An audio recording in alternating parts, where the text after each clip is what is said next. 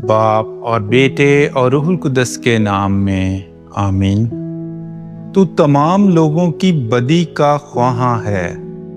ہمارے لیے آج کی تلاوت ارمیا نبی کی کتاب، اس کا 38واں باب اور اس کی 4 آیت سے لے کر 6 آیت تک، اور پھر 8ویں آیت سے لے کر 10ویں آیت تک۔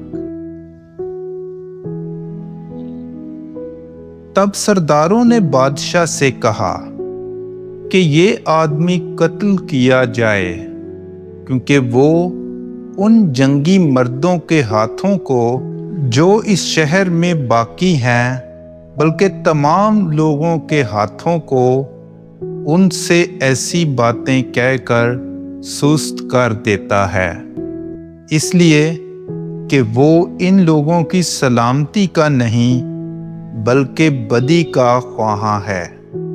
تب صدقیہ بادشاہ نے کہا، دیکھ، وہ تمہارے ہاتھ میں ہے، کیونکہ بادشاہ تمہاری رائے کے خلاف کچھ کر نہیں سکتا۔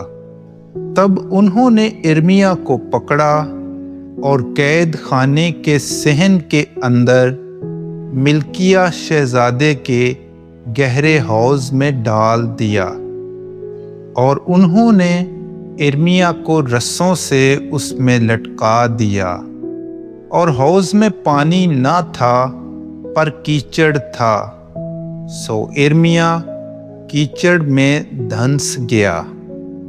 تو عبد مالک بادشاہ کے گھر سے نکلا اور بادشاہ سے بات کر کے کہا، اے میرے آقا بادشاہ، ان آدمیوں نے جو کچھ ارمیا نبی سے کیا ہے وہ برا کیا ہے، جسے حوض میں ڈال دیا ہے۔ وہ وہاں بھوک سے مر جائے گا، کیونکہ شہر میں روٹی نہیں ہے۔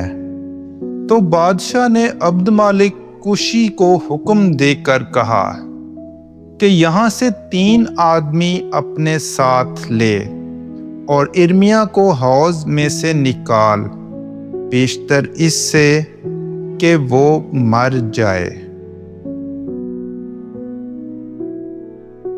پاک کلام کے پڑھے اور سنے جانے پر خدا کی برکت ہو۔